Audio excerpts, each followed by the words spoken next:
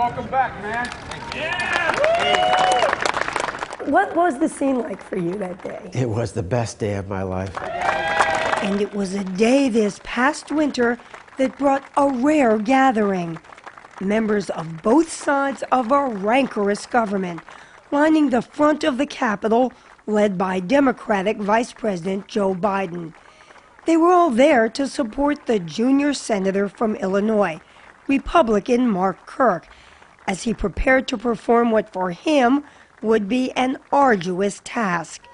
His goal? To climb all 45 steps so he could return to work after a year's absence. It was a remarkable comeback. In late January 2012, about a year after he was sworn in, Mark Kirk had found himself in an ambulance, suffering a stroke, which basically meant the blood supply to his brain was being cut off. I reached out to the ambulance tech, and I remember staring at her blue hand. She had a glove on, just because I wanted to hold someone's hand until I died. But Kirk, just 52 at the time, was saved. Senator Kirk was having swelling of his brain last night. Because doctors at Chicago's Northwestern Memorial Hospital realized his brain was starting to swell. So we took him to surgery last night and removed a part of his skull so that there would be room for the brain to swell without causing any further damage. Neurological surgeon Richard Fessler, who led Kirk's medical team, says delaying the procedure might have been disastrous. He could have died, and probably worse than that is he could have been vegetative, meaning that he's not dead, but he has no reasonable brain function. But Kirk was lucky.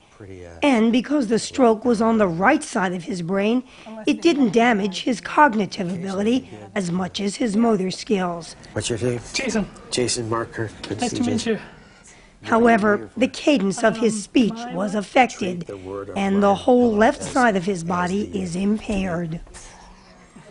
After 3 weeks in the hospital, he was transferred to the Rehabilitation Institute of Chicago, where he spent some 10 months in and outpatient therapy, including time in a special program in which younger, stronger patients are pushed to take 3,000 to 4,000 steps an hour in comparison to 300 to 400 steps in standard physical therapy.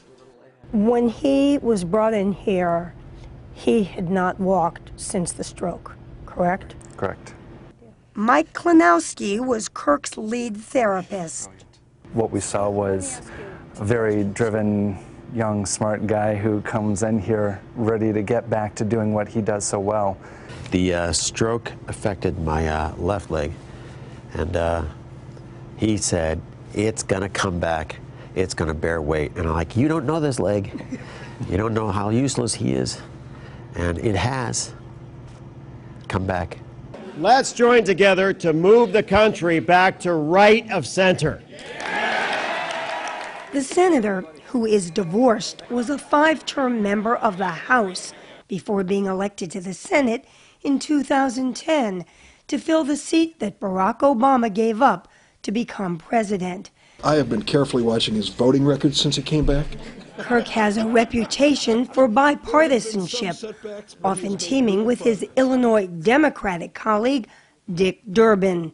He is also one of the few pro-choice, pro-gun control, and pro-gay marriage Republicans in the Senate. But he counts himself a fiscal conservative. And although he says he feels for Americans who don't have the same good health care benefits that he receives, he voted against the president's universal health coverage plan. Has this made you change your view on that? It hasn't. What I worried about that was, we all know the federal government's out of money, that if you make that promise, that people will believe you and you gotta come through.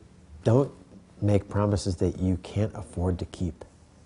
Furthermore, while under Senate rules, Kirk was paid during a year of absence, but he says he still does not support extending unemployment benefits for out-of-work Americans. Even your own experience has not changed that for you. It hasn't.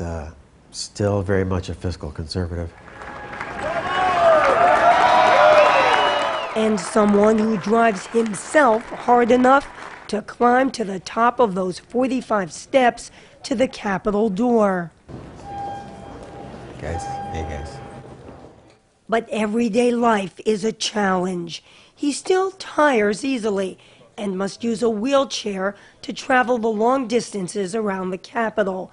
But Kirk says he has had to find a silver lining.